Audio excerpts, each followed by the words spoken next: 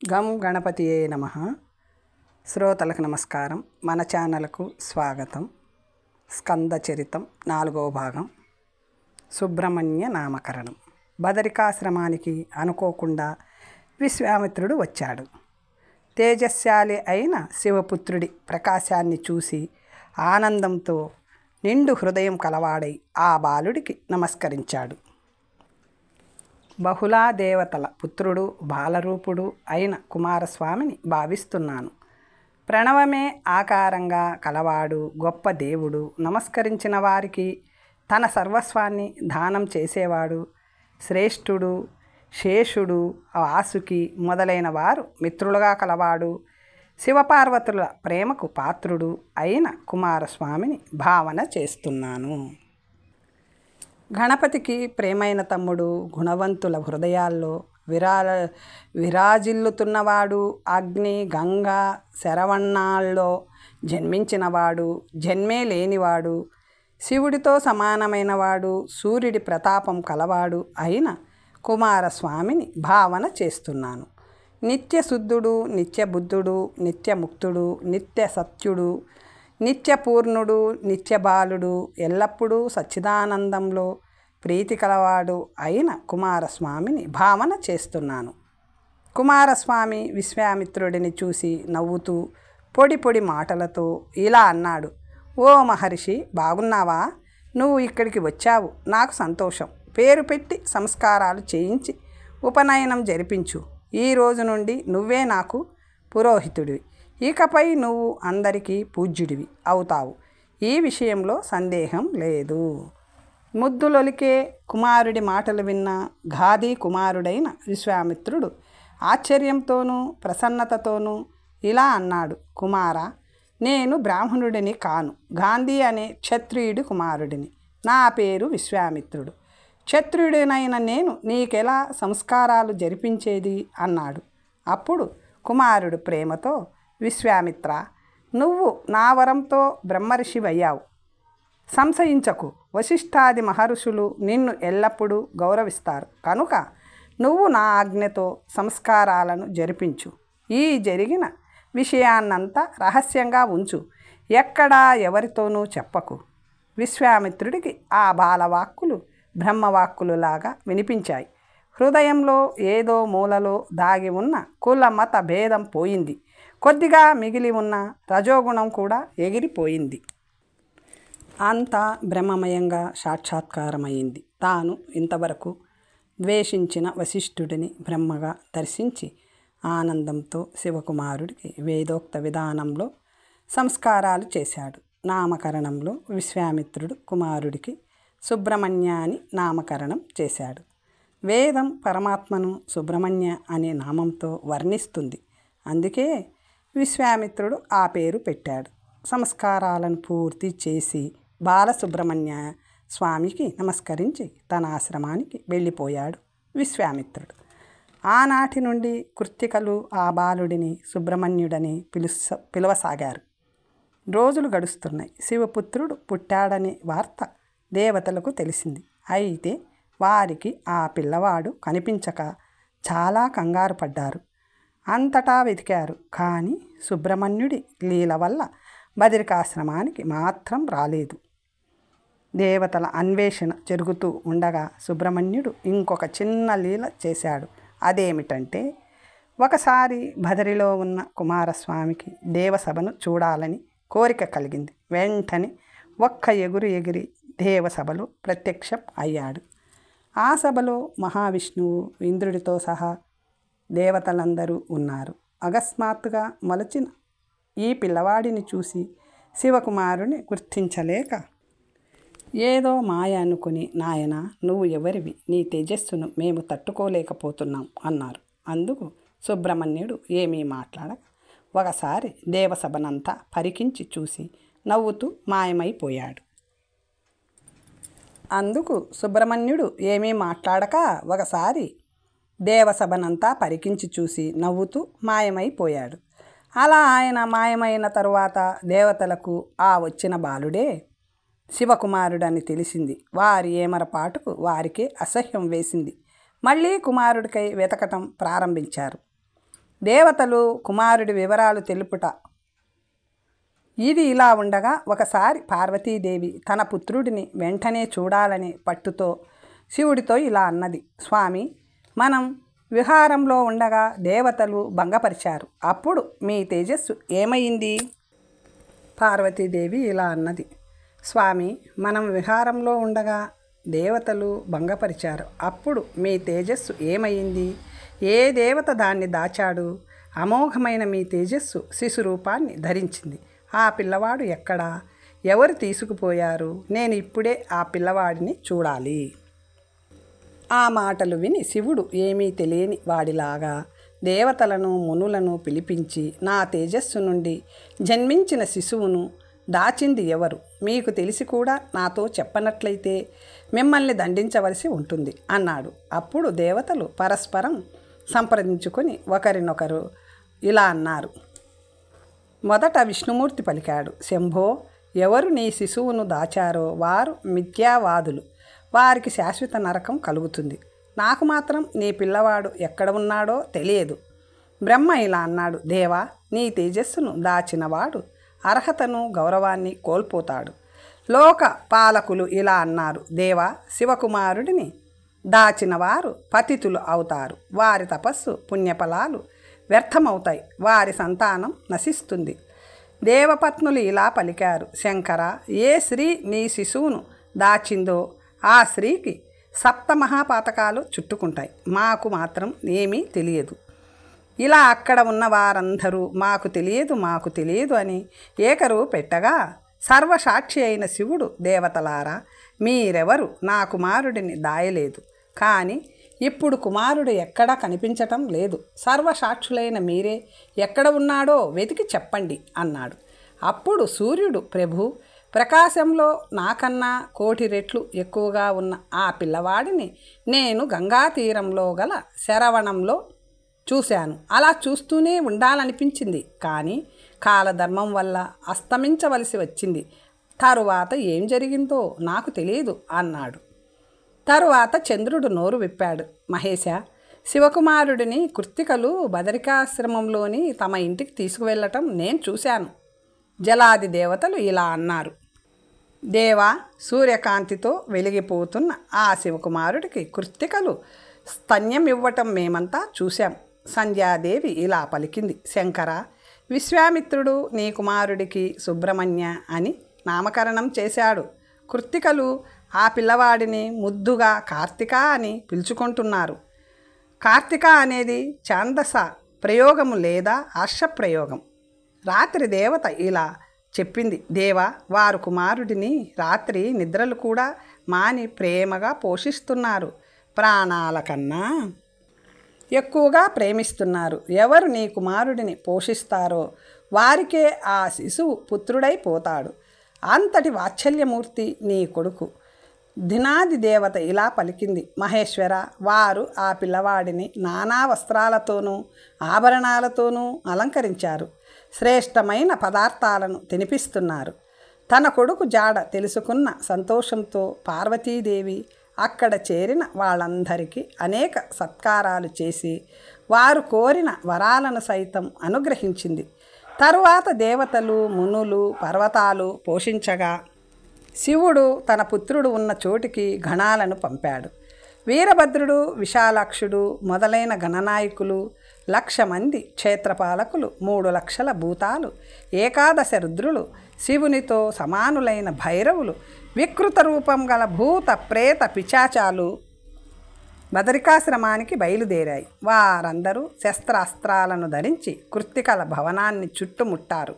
కృత్తికలు వారిని చూసి భయంతో కంగారుతో కార్తికేయుని వద్దకు వచ్చి భూతగణాలు తమ భవనాన్ని ఆక్రమించాయని, వారిని చూస్తూ ఉంటే భయం వేస్తుందని చెప్పారు.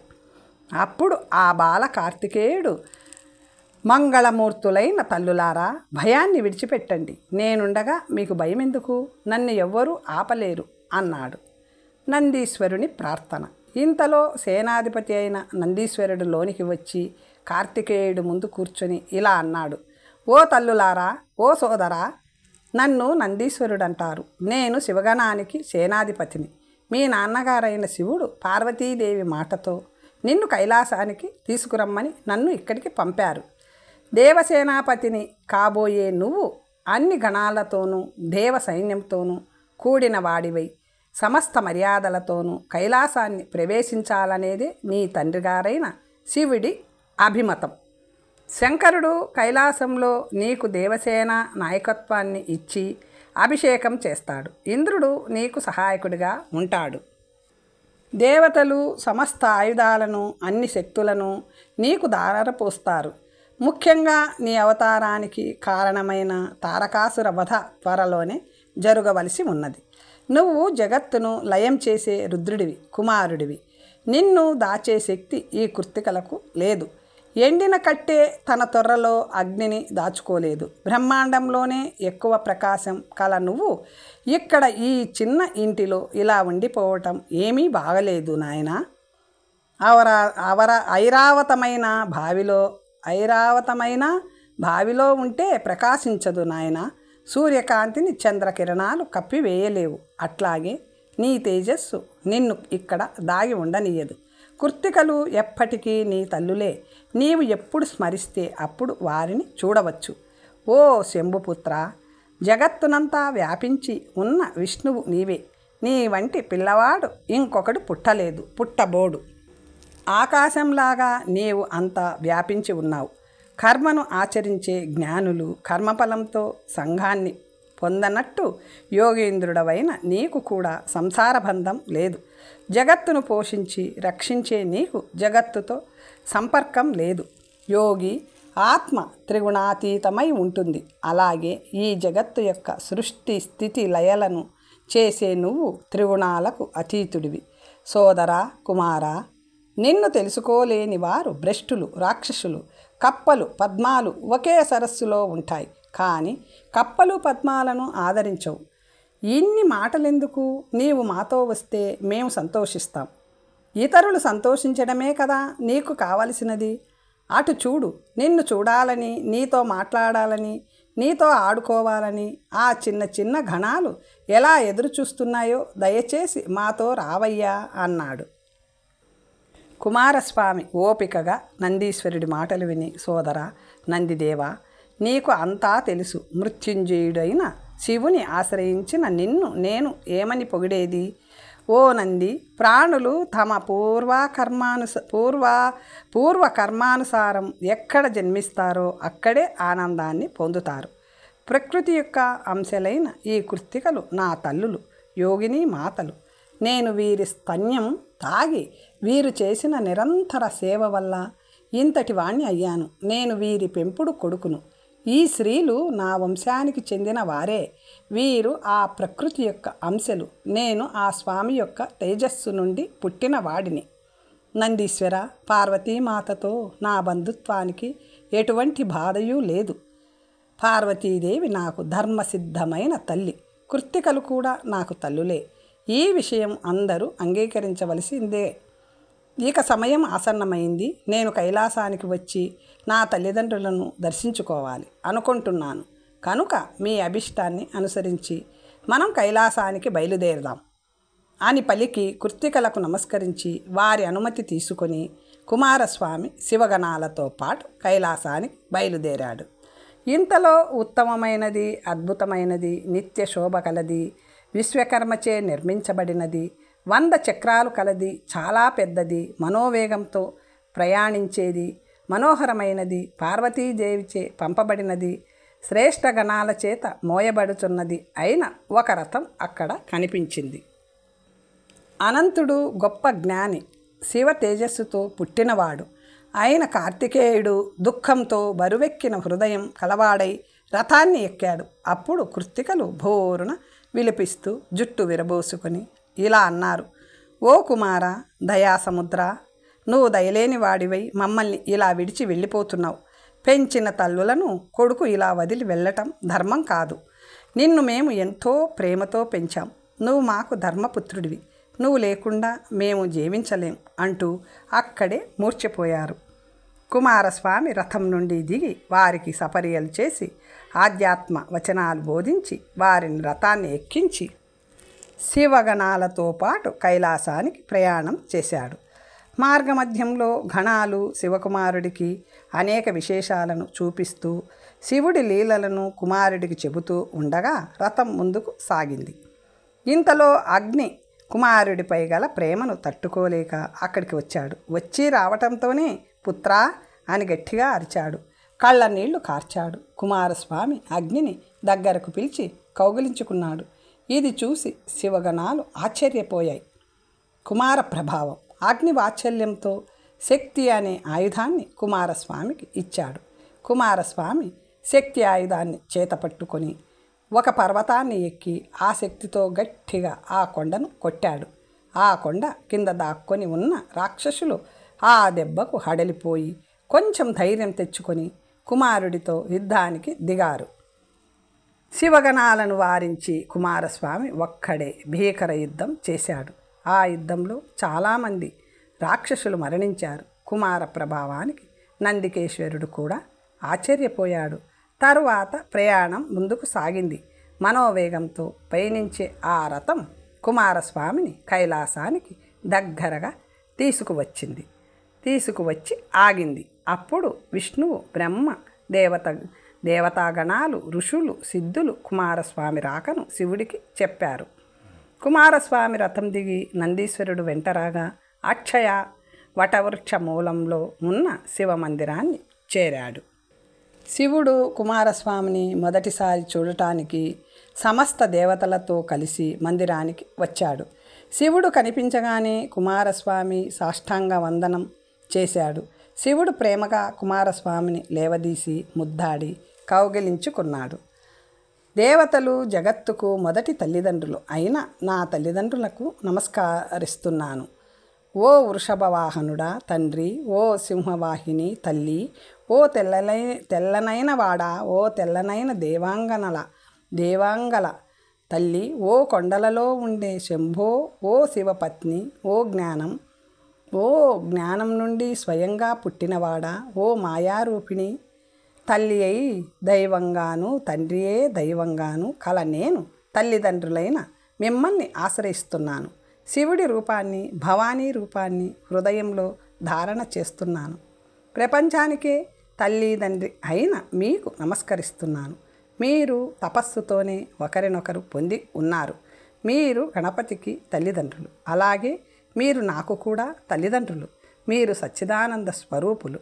పార్వతీదేవి పట్టరాని తొందరతో కుమారస్వామిని దగ్గరకు తీసుకోబోతూ ఉండగా కుమారుడు 6 పిల్లలుగా మారిపోయాడు. పార్వతీదేవి 6 పిల్లల్ని ఆప్యాయంగా దగ్గరకు చేర్చుకుంది. అదే క్షణంలో 6 కలిసి ఒక్కడైపోయి తల్లి ఒడిని చేరాడు. అప్పుడే కుమారస్వామికి స్కందుడు అని పేరు వచ్చింది. స్కంద అంటే జారినవాడు, కలపబడినవాడు అని అర్థం. పార్వతీదేవి చాలాసేపు కుమారస్వామిని ముద్దాడింది. ధారలై ప్రవహిస్తున్న తన స్తన్యాన్ని కుమారస్వామికి తాపింది. ఆ తల్లి పాలు ధారగా ప్రవహించి శరవణ తటాకాన్ని చేరి ఆ తటాకంలో శాపగ్రస్తులై ఉన్న పరాశరుడి 6 పిల్లలకు ఆహారమై వారికి శాప విముక్తి కలిగింది. కైలాసంలో స్కందుడిని పలకరించాలని, ఎత్తుకొని ఆడించాలని దేవతలందరూ ఎదురు చూస్తున్నారు. పార్వతీదేవి మెల్లగా కుమారుడిని తన ఒడి నుంచి కిందకు దించింది. శివుడు కుమారస్వామిని తన తొడపై కూర్చోబెట్టుకున్నాడు. కుమారుడు కూర్చోవటంతో శివపార్వతుల శోభ రెట్టింపు అయ్యింది. కుమారుని బాల్య లీలలు. ఇంతలో దేవతలందరూ వచ్చి ఆ కుమారస్వామిని ఆడిస్తూ నేను విష్ణువును, నేను బ్రహ్మను, నేను ఇంద్రుడిని అని తమ పరిచయాలు చేసుకున్నారు. కుమారస్వామిని చూడటమే వారికందరికీ ముచ్చటగా ఉంది. ఎవరు కూడా ఆయన నుండి కళ్ళు తిప్పుకోలేకపోయారు.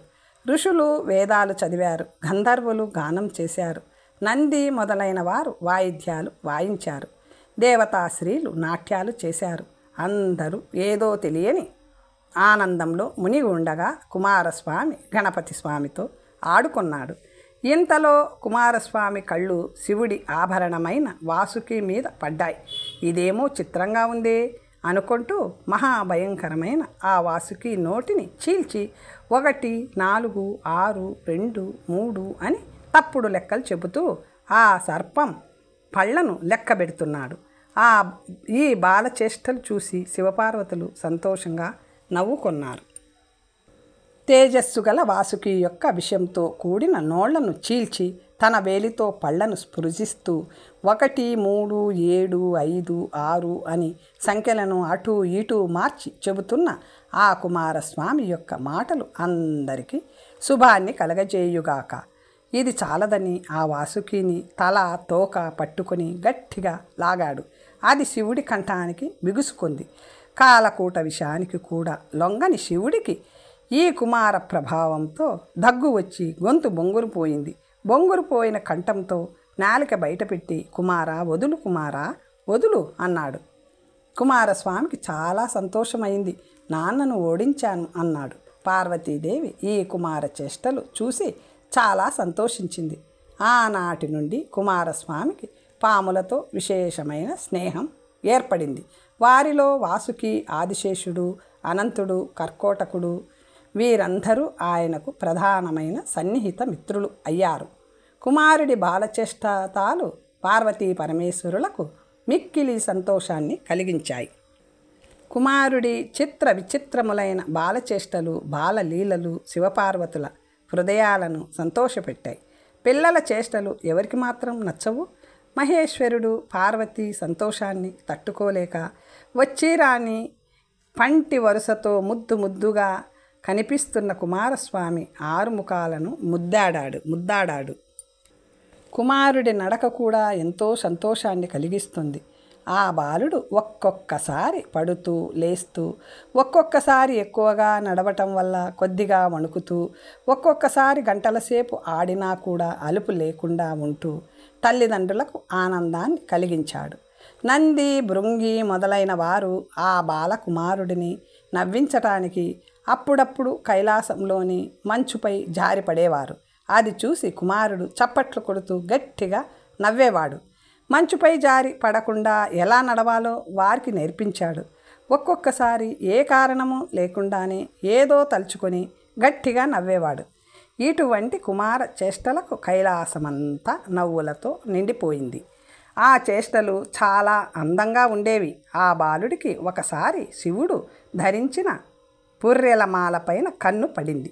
ఆ పుర్రెలలో దంతాలు కనిపించకపోయేసరికి వేగంగా తన వేళ్లను ఆ పుర్రెలలోకి దూర్చి ఈసారి దంతాలు పట్టుకుంటాను, ఈసారి పట్టుకొనే తీరుతాను అని ఆడుకుంటూ ఉండేవాడు. ఒకసారి పార్వతీదేవి, గణపతి, కుమారస్వామి పోట్లాడుకోవటం చూసింది. వారి దగ్గరకు వచ్చి, నాయనలారా, మీరిద్దరూ అన్నదమ్ములు ఇలా కొట్టుకోకూడదు, కలిసిమెలిసి ఉండాలి అని చెప్పింది. అందుకు కుమారస్వామి, అమ్మ నా తప్పేమీ లేదు, ఈ ఏనుగు నా కళ్ళు లెక్కబెడుతోంది అన్నాడు. అప్పుడు గణపతి, అమ్మ నా తప్పు కూడా లేదు, ఈ 6 ముఖాలవాడు నా తొండాన్ని చేత్తో కొలుస్తూ నీ మూతి ఏంటి ఇంత పొడుగు ఉంది అని వెక్కిరిస్తున్నాడు అన్నాడు. వీరిద్దరి వాగ్వాదాన్ని చూసి పార్వతీదేవి నవ్వుకుంది. ఇంకొకసారి కుమారుడికి తండ్రి గారి జుట్టులో ఏముందో చూడాలనిపించింది. తండ్రి గారు తపస్సులో ఉండగా ఆ జడల్లో చెయ్యి పెట్టాడు. ఏదో చల్లగా తగిలింది. అది ఏమై ఉంటుందా అని తాగి చూశాడు. తీయగా ఉంది. ఇదేదో బాగుంది అనుకొని అలా చాలాసార్లు తాగి ఆట వల్ల కలిగిన దాహాన్ని తీర్చుకున్నాడు. ఇంతలో కుమారస్వామికి చలి వేసింది. అటూ ఇటూ చూశాడు. శివుడి నుదుటి మీద 3వ కన్నులో మండుతున్న అగ్ని కనిపించాడు. తన చేతులను హాయిగా ఆ 3వ కన్ను దగ్గర పెట్టి చలి కాచుకున్నాడు. మన బాలకుమారుడు.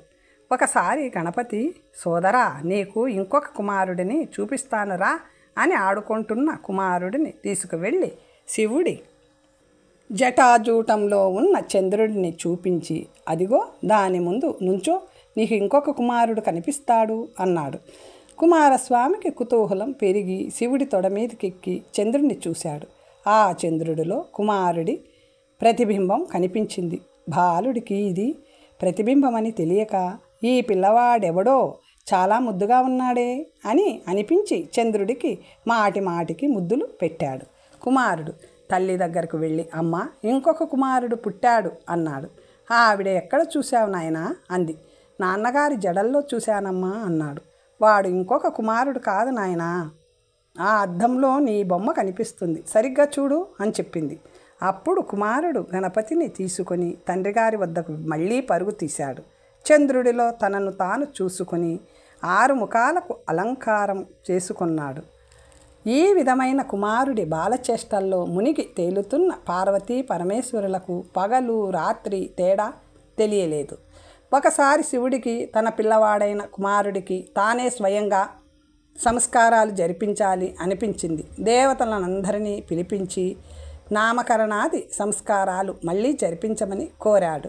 అప్పుడు విష్ణువు, బ్రహ్మ మొదలైన దేవతలందరూ కుమారుడికి చాలా పేర్లు పెట్టారు.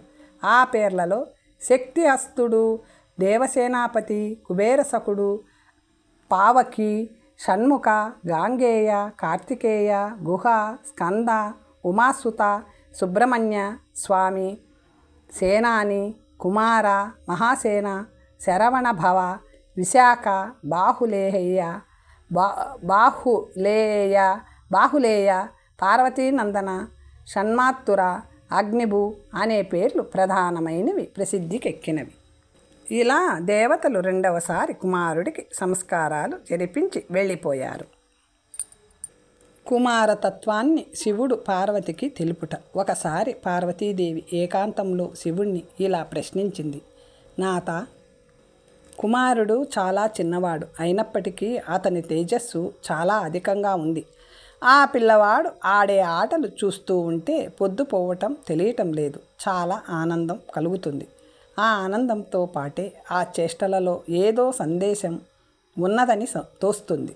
నేను కుమారుడి తల్లిని అయినప్పటికీ ఆ కుమారుడి తత్వాన్ని ఇంకా ఎక్కువగా తెలుసుకోవాలి అనుకుంటున్నాను అన్నది. అప్పుడు శివుడు, కుమారుడు నా తేజస్సు నుండి జన్మించాడని నీకు తెలుసు కనుక నాకు కుమారుడికి ఎటువంటి భేదము లేదు. నేనే కుమారుడు, కుమారుడే నేను. కుమార సంభవానికి అగ్ని కూడా కారకుడయ్యాడు కనుక కుమారుడికి అగ్నిభు అనే పేరు కలిగింది. గంగాదేవి కొన్ని రోజులు భరించింది కనుక ఆయనకు గాంగేయుడు అని పేరు వచ్చింది. నీ ప్రతిరూపమైన శరవణంలో స్ఫుటమైన రూపాన్ని స్వీకరించాడు కనుక ఆయనకు శరవణభవ అనే పేరు ప్రసిద్ధమైంది. దేవి, నీవు 6 పిల్లలుగా ఉన్న కుమారులను కలిపావు కనుక ఆయనకు స్కందుడనే పేరు వచ్చింది. శివమంత్రమైన నమశివాయ అనే తారక పంచాక్షరి మంత్రం ఓం అనే ప్రణవ బీజాక్షరంతో కూడి శరవణ భవ అనే షడక్షరిగా మారింది. ఈ మంత్రంతో కుమారుడు ప్రసన్నుడవుతాడు. నా మాదిరిగానే కుమారుడు సర్వవ్యాపి. అతడు ఏ రూపాన్ని అయినా ధరించగలడు. తనను శరణు అన్న వారిని రక్షిస్తాడు కుమారుడు. దేవ కార్యార్థమై సంభవించిన కుమారుడు తారకుడు మొదలైన రాక్షసులను సంహరించి భక్తులను ఉద్ధరిస్తాడు అని కుమారతత్వాన్ని బోధించాడు. ఇంతలో కుమారుడు అక్కడకు వచ్చి అమ్మఒడిలో కూర్చున్నాడు. నాయన ఇటురా అని చేతులు చాచి ఆదరంగా శివుడు పిలుస్తూ ఉండగా తల్లి ఒడి నుండి దూకి తండ్రిని ఆశ్రయించి శివునిచే కౌగిలించుకొనబడిన శరీరం గల బాలసుబ్రహ్మణ్యమూర్తిని భజిస్తున్నాను. కుమారుడు కొద్దిగా పెరిగి పెద్దవాడయ్యాడు. ఆయన ఆటల్లోనూ ఆట వస్తువుల్లోనూ మార్పు వచ్చింది. పర్వతాలపై ఆడుకోవటం మొదలుపెట్టాడు. ఆ ఆటల్లో కైలాసాన్ని ఒక్కరోజులో చుట్టి వచ్చేసేవాడు. అన్ని పర్వతాలపైన కుమారస్వామియే కనిపిస్తూ ఉండేవాడు. ఆయన ఆటకు బయలుదేరాడంటే పర్వతాలకు వణుకు పుట్టేది. ఎందుకంటే మేరు పర్వతాన్ని ఎక్కి అక్కడి నుండి తక్కిన పర్వతాలను అటూ ఇటూ జరిపి వాటి స్థానాలను మార్చివేసి ఆనందిస్తూ ఉండేవాడు. కొండలంటే కుమారస్వామికి విశేషమైన ప్రీతి ఏర్పడింది. నదుల ప్రవాహాన్ని మళ్లించి ఒక సముద్రంలో కలపవలసిన నదిని ఇంకో సముద్రంలో కలిపేవాడు. సముద్రాన్ని కలిపేవాడు. అప్పుడు ఆ నీళ్లలో కలిగే రంగుల మార్పును చూసి నవ్వుకునేవాడు. అష్టదిగ్గజాలను ఒక్క దానితో ఒకటి పోరాడుకునేటట్టు చేసి వాటితో తాను కూడా పోరాడేవాడు. సూర్యుడిని చంద్రుడిగాను, చంద్రుణ్ణి సూర్యుడిగాను మారిపొమ్మనేవాడు. సూర్యుడు పశ్చిమంలో ఉదయించేట్టు చేసి తూర్పు తిరిగి దండాలు పెట్టేవాడు. ఇన్ని చేసిన కుమారుడి ఏ ఒక్క చేష్ట వల్ల కూడా ఎవ్వరికీ హాని కలుగలేదు. పైగా అందరికీ సంతోషం కలిగింది. దేవతలు మాత్రం ఒక్కొక్కసారి ఇదంతా కుమారుడి లీల లేక అసురుల మాయ అని గందరగోళ పడేవారు. తరువాత కథ వచ్చే భాగంలో తెలుసుకుందాం. ఓం స్వస్తి.